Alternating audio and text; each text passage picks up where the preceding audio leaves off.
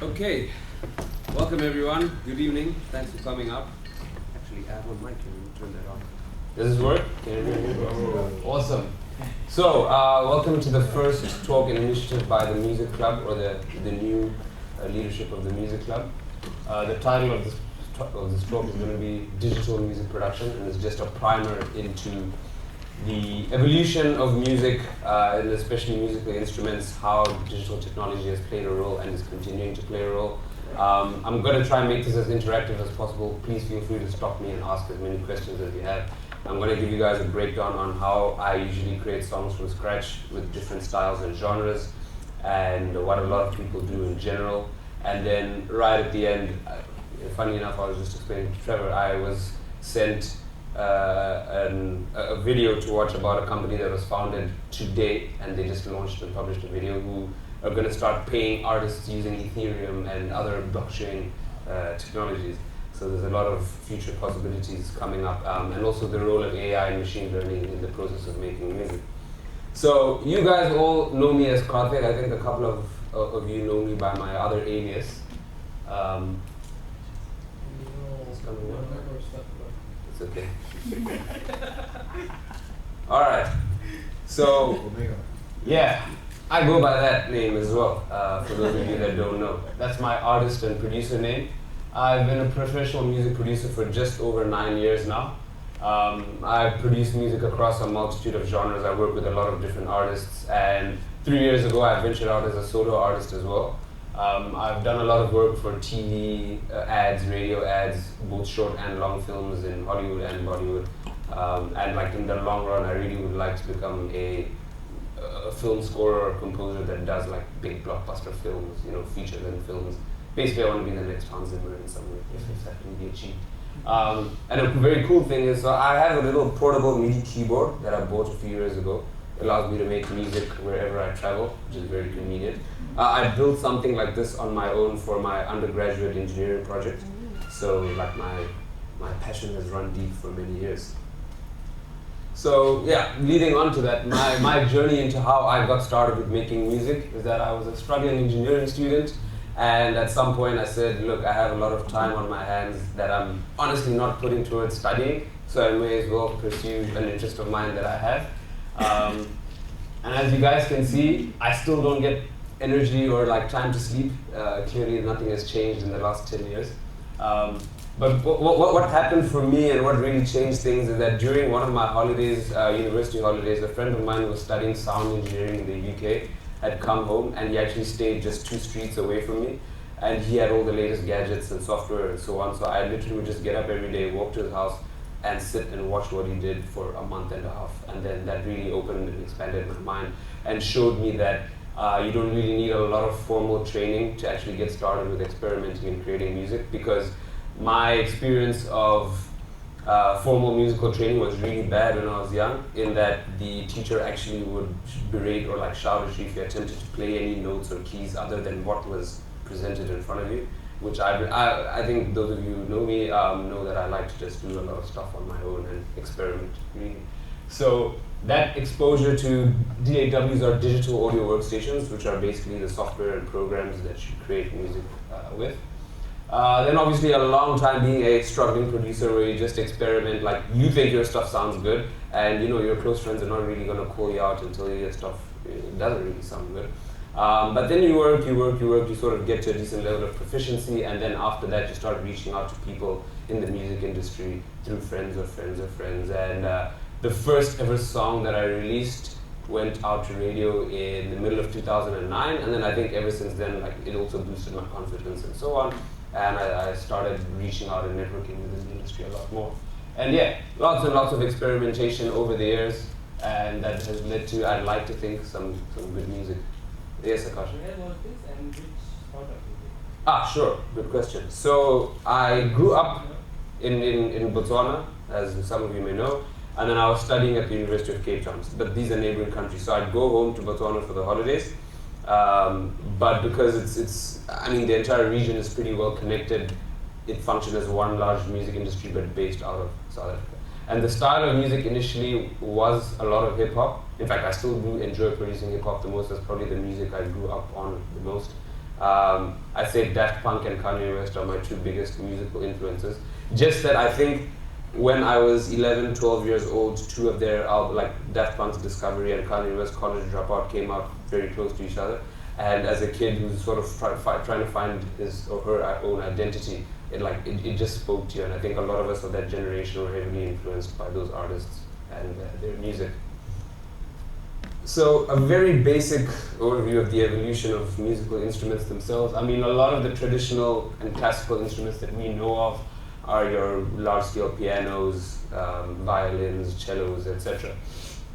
And in about the mid-20th century, you had the first instances of a lot of electronic instruments. So synthesizers, vocoders that give you that cool vocal effect, which I'll simulate a bit later on. But these were large physical instruments that simulated, by adjusting frequencies and so on and so forth, actual real instruments.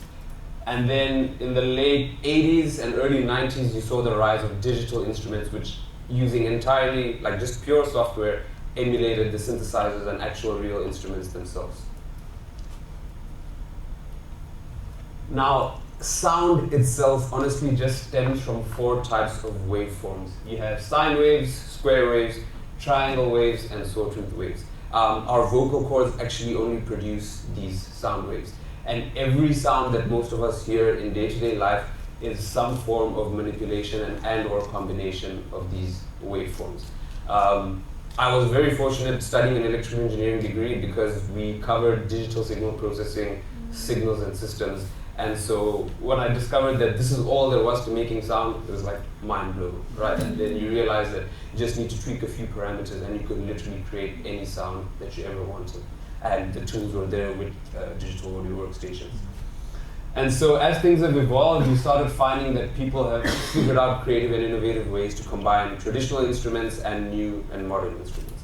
So you have analog inputs, which are, I'd say, audio recordings of vocals, which are still the most powerful instrument there is, because that's like, unfortunately or fortunately, that's not something you can synthesize very easily. And obviously you have analog recordings of actual instruments, like live instruments being played. And then you have electronic input, which is, the most common form is MIDI. So this is a MIDI keyboard, which stands for Musical Instrument Digital Interface. And all that is that this keyboard transmits the note that is being played, the pitch or the frequency that is being played at, and the velocity, which is how hard you're playing the note or key. And then you plug that into any digital software and you can emulate pretty much any instrument or sound that you can come up with. And yeah, I've referred or alluded to software synths and digital input, which basically then allow you to mimic and recreate a lot of sounds that you'd like. So I mentioned them earlier, but digital audio workstations are the tools by which people like myself make a living, essentially. These are pretty much the most common ones. I don't know if any of you have ever dabbled at all, but the one right in the middle with the fruit in the center is called FL Studio now, but it used to be called Fruity Loops. Every single person that ever dabbled with making music, I think pretty much started out on Fruity Loops. It was the most easy to find and download and get your hands on, and like very intuitively could just like you click a few buttons and you have a song done in 5 minutes. Many smash Billboard hit songs have been made with just a demo version of Fruity Loops, where you can only have 4 instruments. So you'd have like a kick drum, a snare, and like one instrument. So I'll think of a couple. Do you guys remember Soulja Boy's, what did he call it? The first song that he got big with? Superman? Yeah, there you go. Well, whatever, the Superman song, let's call it that, was made with the demo version of Fruity Loops. He made it on a Saturday and Sunday, released it like online on the Wednesday, and within 2 weeks was the #1 song in the country and the world, spawned a meme, a dance. So those are the possibilities with these tools. So creating digital sounds themselves. So this synthesizer is from Reason, which is the software that I use, and the synthesizer itself is called Thor. There you go, Thor Qualisonic Synthesizer. It's actually my favorite synthesizer. And as you guys can see over here, you have the 4 different waveforms. So you have sawtooth wave, square wave, sine, and triangle. And then you have a filter which allows you to basically determine how much of the sound actually reaches the output. And a lot of other tools here that allow you to manipulate the other sounds that you can combine it with, and so on. So you always start from scratch in this way, and can then obviously. So people obviously have presets and patches that they've created, which means you can start with an existing bass. But I like to do things from scratch, like from first principles, because you really get to create exactly what you want. Yes. For noobs among us. Sure. So digital music production is one thing. Right? Yeah. Is it the same as music mixing? I'll get to that. Sure. I'll answer that now. What I can. When you say mixing, I'd say there's two forms. There's the technical mixing, which is actually taking sounds that have been created and making them sound professional. So when you hear the phrases mixing and mastering, that's part of the post-production process. So you have songs that have been recorded and created, and then people mix them together, which basically means getting all the different instruments and vocals and so on working well together to sound professional. Then DJ mixing is when you take multiple songs and like you're playing them live somewhere, and then you try to get them to blend together for a party or something like that. This is not that, right? No, this is actually creating the songs from scratch. If you want me to give you guys a talk on actual mixing and playing, sure, we can do that, but I think it's really very simple. Like, you literally just need to ensure that the beats of the two songs work together. And what's most important is determine how drunk or not the crowd is, what they like to listen to. Invariably, as we've seen at every party at INSEAD so far, you reach a threshold within an hour and a half where everyone just wants Despacito and something else. So really, I think this is a lot more fun. Okay, last question on that. Is it Sure. more of a hidden track, or is there something behind it? What are you referring to? About DJing. Yeah. Is it just hidden track and your intuition and your understanding of the crowd, or is it also some actual science? Yeah, there is a bit to it, right? Because at the end of the day, like there is a lot of skill involved to make sure that the songs mesh together, and you can do it really, really well. I'm sure you've heard of like mashups and stuff where people like take one beat and an a cappella of a completely different song and mix it together live. Like, that's really fascinating, and that does require, I'd say, more technical knowledge.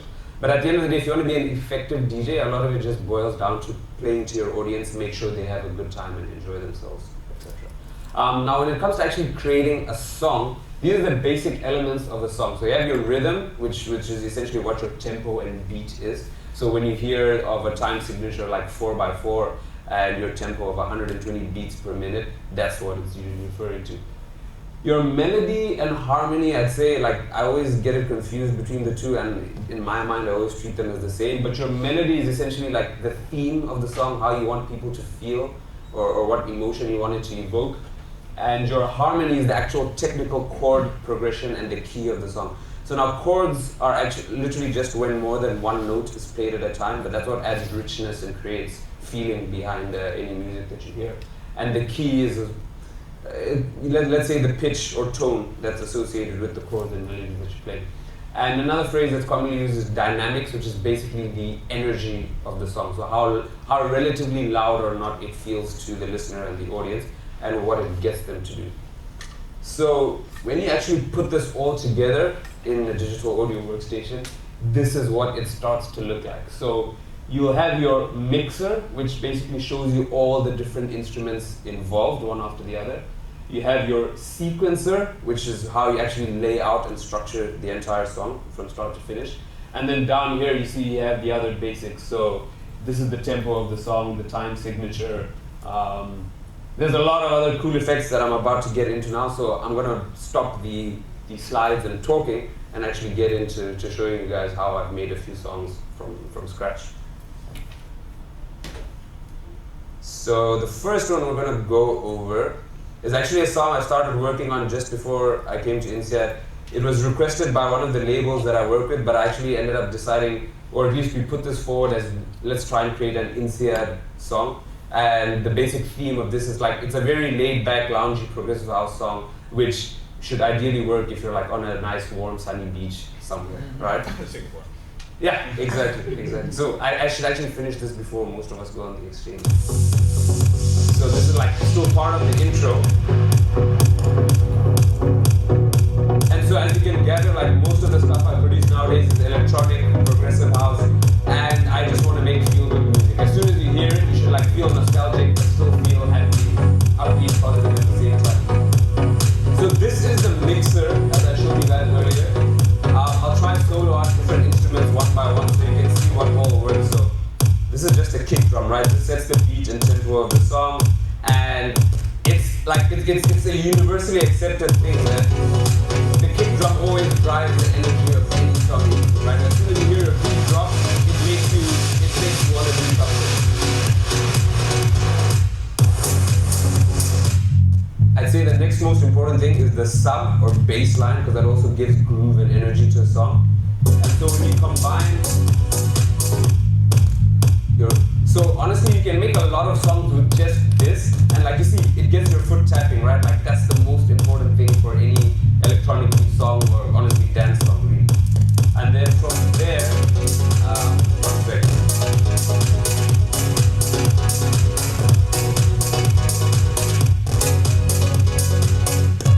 So we have other elements of the percussion, which is just the hat and the snare.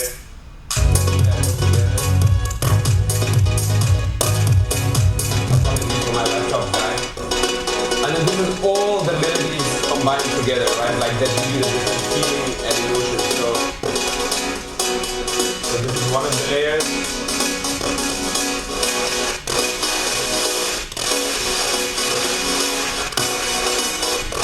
Then we have like a little sound here that keeps the groove going. Like a little vocal pad. So emulating vocals is like one of the most challenging things I always find, but I think it adds a lot of emotion and this ethereal feeling. So it helps to give you space and this feeling of like being outside and so on. You could go on this together. And you have a song, right? So you put all of this together, and I would say the most challenging aspect of this, so the way that I tend to work nowadays is I always come up with a melody first, so I want to create that emotion very early on, and then from there I start layering the percussion, so the drum beats and whatever else that follows. But getting it to sound, I mean, without tooting my own horn too much, I'd say this is professionally ready, right? Like once I actually finish structuring out the song, I've worked on the mixing and mastering enough that I can just hit export file and it can be ready to be on iTunes, Spotify, or whatever else. That process takes a very long time, like to reach that level of proficiency. And even this song, I would say I worked on for a good 2 months, just like the mixing and so on. There are songs and projects I've got that I've worked on for over a year, which I'm still not happy with when it comes to the final sound quality.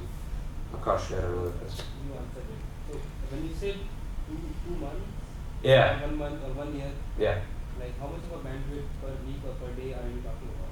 Yeah, that's a very good question, man. As you can see by how much time I spend sleeping in class, it's there are lots of nights where I'll start saying, cool, let me just dabble with this thing for 20 minutes at 11 p.m. and I'll wake up and it's 4, right? But then when you get into this mode of deep work, like you completely zone out, and that happens to me a lot.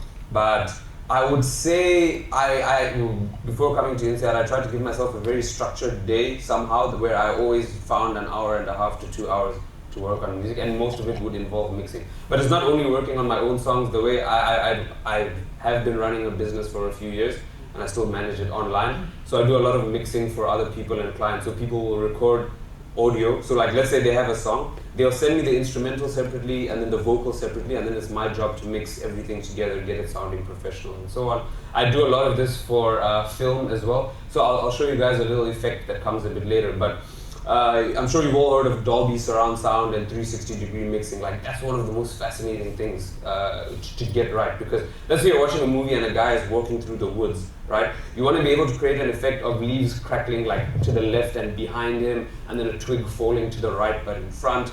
And simulating all of that like artificially is actually really challenging when you don't record it in an actual forest. Although maybe we should experiment running like after warthogs or boars and then see if we can figure that out. But yeah, a lot of that is possible, and I spend a lot of time doing things like that myself.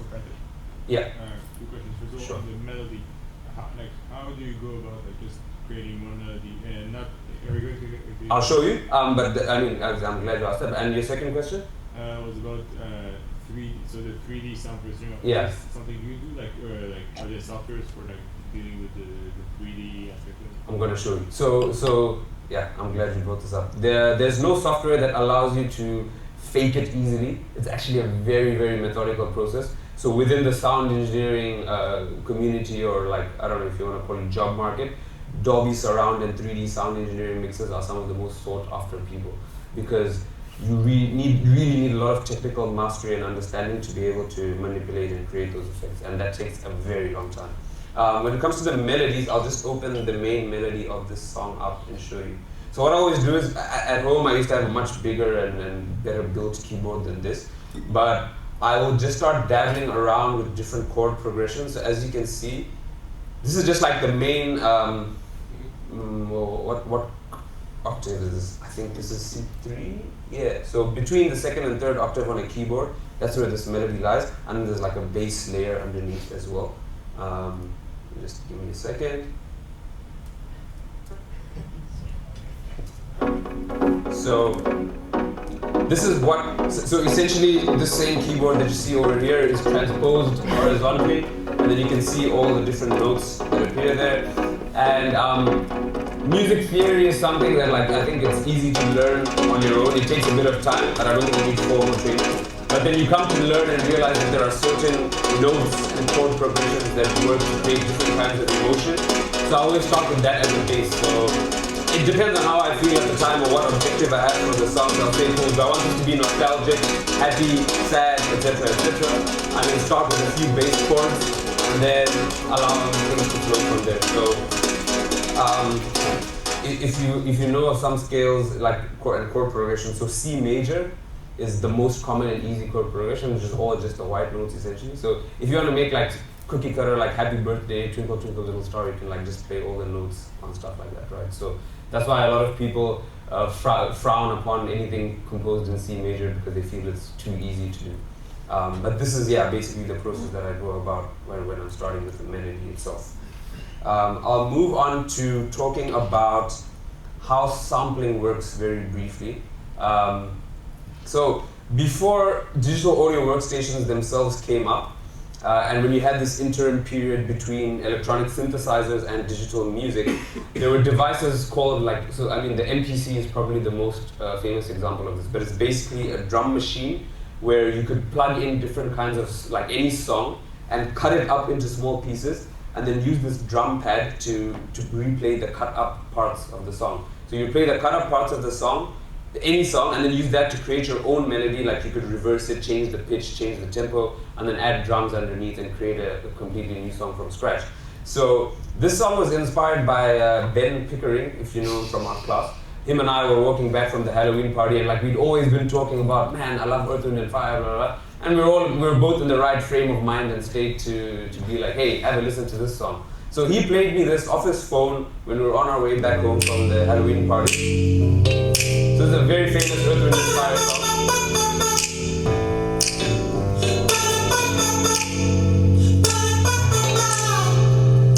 So I took that loop and melody, sped it up, pitched it up, added some percussion. So this is still very basic, but showing you what you can do with when you sample or use inspiration from another song.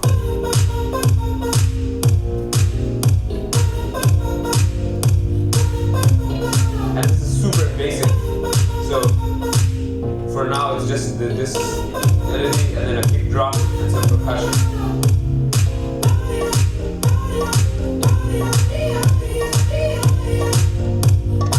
And if you have any more questions about sampling as well, please feel free to ask me. So people like Kanye West, Daft Punk, like they made their names by sampling all 60s and 70s soul songs, reworking them, adding melodies, percussion, and so on. And you can make such fascinating music doing all of this.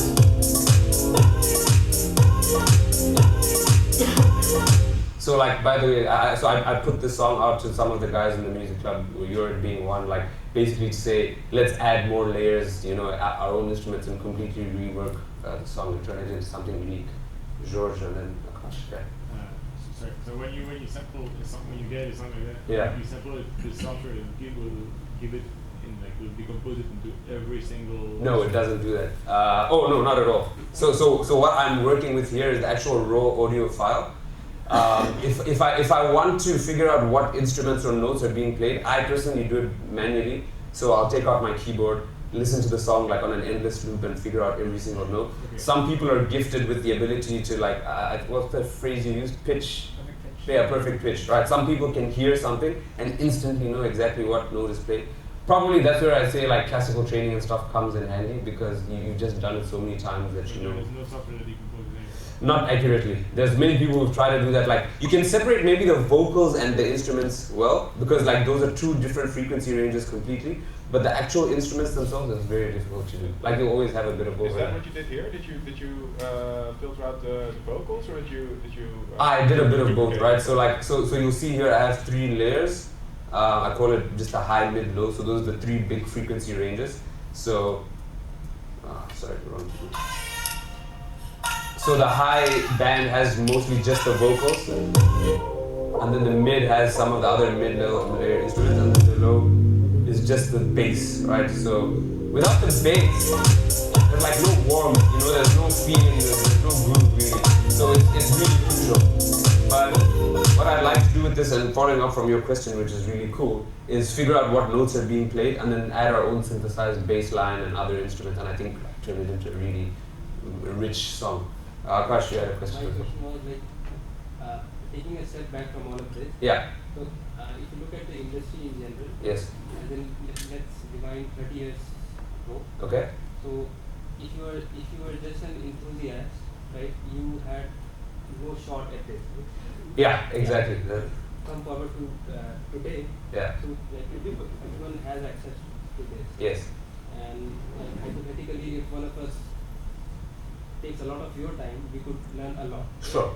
And probably could produce something like this in maybe a few months, right? Sure. So does it mean the industry has become a lot easier to jump in? I am addressing this exact question at the end. Like, yeah. But so the whole point of me giving a talk like this, and when I've done it in the past, is to make everybody aware that this is possible. Like, don't think, like the barrier to entry is very low, right? So, yeah, but I'll get to that point. But so maybe even just 30 years ago, people had to buy the big hardware synthesizers. Those things cost a few $1,000s minimum. So when I first started out, I saved up for an entire year doing like a whole bunch of odd jobs to buy my first keyboard. And then like within 6 months, I realized that was redundant. I shouldn't have done that. So fortunately, I managed to sell it off quickly and still like recoup my money and then use that to download the software I needed. But just the same with like visual artists and people like that. You have Photoshop, you have digital sketch pads. Yeah, for everything now, right? We have the tools. So the barrier to entry is low, but it brings up a lot of other issues which I'll allude to. 2 very quick things that I'm going to show you guys. I may have briefly mentioned a vocoder early on. I recorded this just before like when I came into the Amphi. This is what a vocoder effect in the software that I use sounds like. Good evening, INSEAD. This is a vocal demonstration to show you how to create a vocoder effect in Reason, which is a digital audio workstation. So that's just my voice like heavily manipulated. Good evening, And then you INSEAD. This is a vocal demonstration to show you how to create a vocoder effect in Reason, which is a digital audio workstation. So there's so much stuff that you can do, right? You can take anybody's vocals.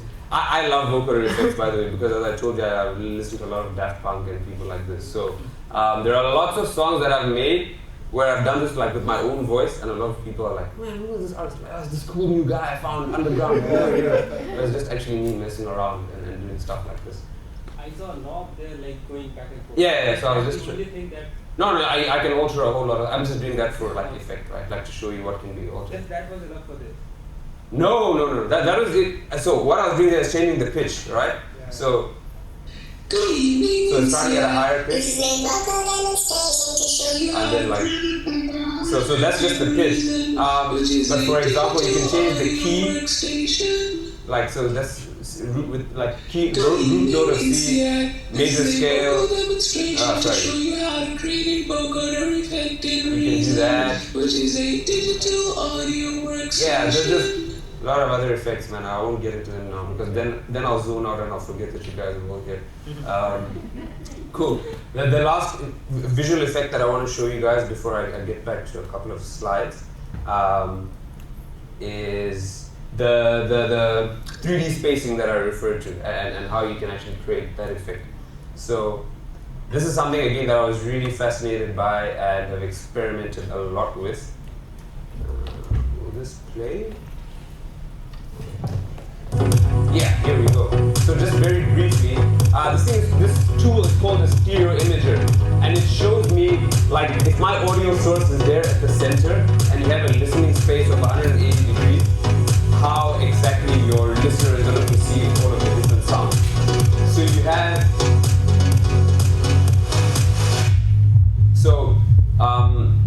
this is basically mono, right, where it's only in a single central line, and you have, usually you want your kick drum and bass line to be mono, because on any sound system you always hear mono effects very well, whereas stereo replication is not always good on like cheaper sound systems and so on. So you always want that groove and bass line, as I mentioned earlier on, to shine through in everything. And as you can see, like, this song does a decent effect of covering like a pretty decent range of space, but I can do better. Like that's something I still need to work on. But it's all part of the idea of creating this big sort of sphere of listening, such that if I'm trying to simulate you being on a beach or like out there with lots of people, these are some of the cool effects that you use to replicate and create that sense. And this is something that a lot of the sound engineers, when trying to create 360-degree effects or surround sound effects, use, and they have to really get this right. And when we've all watched big blockbuster movies, you know that the corresponding sound effects and music and score can be a game changer. Like if they don't play the right thing at the right time, or if it doesn't give you that impact. For example, for those of you who watched Dunkirk, right? Like the sound effects when those planes like fly down and get your entire seat rattling were incredible. Like that to me added 20% more to the quality of the movie and experience. So now coming back to the slides. So Akash, to your very point of the pros and cons basically of digital music production and what it allows and enables, it gives you a very low barrier to entry. So basically anybody who has access to the software and a computer, which is a lot of people in the world today, and that's only going to increase. In fact, you now have this stuff available on phones, tablets, etc. So really the barrier to entry is very low, besides if you want to get the software legally, paying for it, and it's not that expensive anymore. You have boundless creativity, just like from what I've shown you as a person that has never been formally trained. Of course, it takes time and energy if you want to get to a decent level of proficiency, but that's the same with any skill or pursuit that you follow. You can really experiment and do a wide variety of things. You don't need to be bound to any one genre or style. You can really do a multitude of things. And it's also location independent, right? We make use of the internet. You can work with anybody, just put files on the cloud. So my entire client base that I work with is based and spread completely across the world. So a guy in Japan, like a rapper in Japan that I've worked with, he'll rap his stuff in Japanese. I don't understand a single word, but through people that I know, I've been put in touch with him. He sends me the vocals, I mix, send them back, and that's how we work. I do the same thing for a podcast, for example. And like I've helped Trevor edit our INSEAD podcast.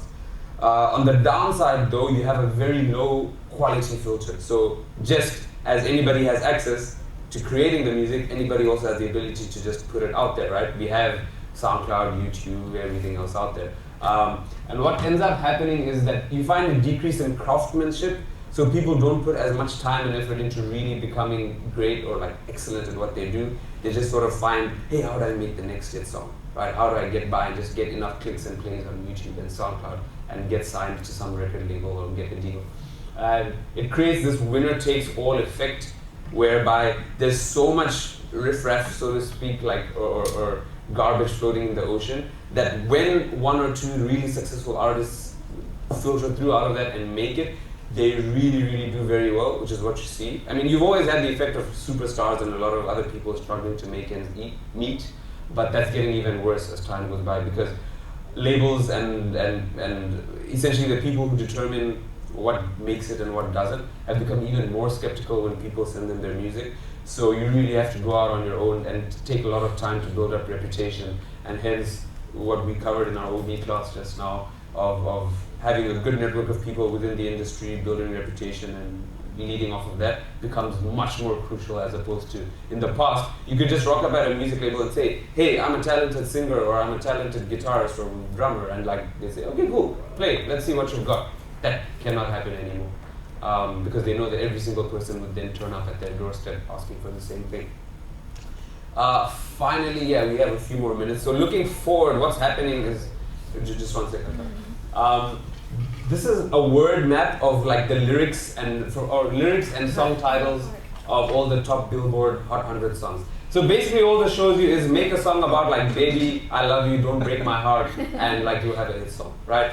And artificial intelligence nowadays allows us to know exactly what chords to use. So if you say, hey, make me a love song about heartbreak or something along those lines, add these lyrics on top, and like you'll see every single year without fail, you will find a few songs that do really well based off these themes. Okay, would you guys prefer that I show you a couple of videos, or do you want to field any questions? Yeah? No? Okay, cool. I'll show you this video that literally I found out about maybe an hour before we came in here. It'll show you how the music industry works and what. So Gareth Emery is a super famous producer, somebody that I've looked up to for a very long time. Industry. Let's take an artist who just finished a new track. It's taken years of honing his craft, months of production, and everyone he plays it to thinks it's a hit. At this point, he's got 100% of the profits on the track. Then, he gets lucky. He finds a manager who'll represent him for just 15% of his gross earnings. Of course, making a hit record requires a lot of contracts too, so his manager tells him he'd better find a lawyer. Another 5%. Then, he receives an offer from a major record label. Get in there, son. Of course, his major label deal only pays 17% of profits, meaning that pie has just gone down a lot. Especially when, remember, he's still got to pay his lawyer and manager from that 17%. Finally though, his song makes it onto streaming services, and it does great. Millions of people love it. At this point though, the pie shrinks to an infinitely small amount because, well, no streaming service will really tell us how much they're making from tracks. But let's be generous. Let's imagine he got 1 million streams. What would he be left with after that? I mean, could he give up his job? Maybe not, but it is a start, right? I mean, maybe he can at least pay off his car. Yeah, you see, due to the way streaming services and record labels account, it usually takes artists over a year after a stream occurs to actually get paid for it. And that is assuming all the accounting happens on time, which it often doesn't. When that happens, you can easily add on another 6 months. Plus, of course, there are many instances where labels receive such complex data that even they don't understand it. Human error, poor lines of communication. You know, it's no wonder many artists simply give up, accepting that whilst their music might be heard by millions, they ain't gonna get paid for it. There must be another way, right? Tune is different. We're building a music streaming service where we're going to return 80% of total revenue to artists. What's more, with Tune, nobody will ever have to wait 2 years to get paid. In fact, nobody will ever have to wait 2 days. You see, because Tune is based on the Ethereum blockchain, we can make use of our own inbuilt payment token called Notes, which hugely reduces the friction and cost of transactions. Here's how it works. Every artist on Tune will have their own private Notes wallet, and every listener will have one too. Whenever a listener streams or downloads a track, the appropriate amount of notes is paid from the listener's wallet to the artist. Everyone is free to use their notes wherever they like, spend them within Tune, hold on to them, or take them elsewhere to exchange for cash. And that is not the coolest thing. What happens if an artist happens to be in a group with, let's say, 3 other people? Now, back in the regular music industry, they'd need lawyers to draft contracts for the group, letters telling their record label how to split up their cash when it arrived, but not with Tune. Instead, they just set up a smart record contract. A smart record contract allows the group to specify exactly how the profits are to be divided up. Then, as soon as notes are due for their track, it automatically divides them up and makes sure everyone gets paid fairly and on time. Plus, the possibilities for smart music contracts go a lot further than that. In our white paper, we've outlined possibilities for smart licensing contracts, smart management contracts, smart sampling contracts, and whilst we don't have the time to get into all those right now, we believe Tune could replace a huge amount of the music industry's antiquated contracting infrastructure. If we invented the music industry today, how would it look? Well, we think it would look kind of like this. Welcome to Tune, launching spring 2018. There you go. So this looks pretty promising in theory. I think this was like a lot of Spotify's pitch when they first came out. I'm just like briefly looking at this, I don't see how Tune themselves are going to make money. So I'm going to dig a bit deeper and find out. But from the early parts of the video, like regarding like how much money I make off Spotify, iTunes, and how the industry works. If you have any other questions, like fill them offline, because I can tell you 1,000,001 stories about how the music and entertainment industry works. But beyond that, I hope you guys enjoyed this, and I hope it gave you some insight into the production process and how digital music functions. I think moving forward, we'd like to get a few other people from the music club involved and give talks on other instruments or things that they're fond of and would like to work on. And yeah, if you guys have any ideas of what you'd like to know or hear about as well, please let us know. Always welcome to your ideas. And we'll see you all at the cabaret tomorrow, I hope, if you're not traveling anywhere. Yeah. Thanks, guys.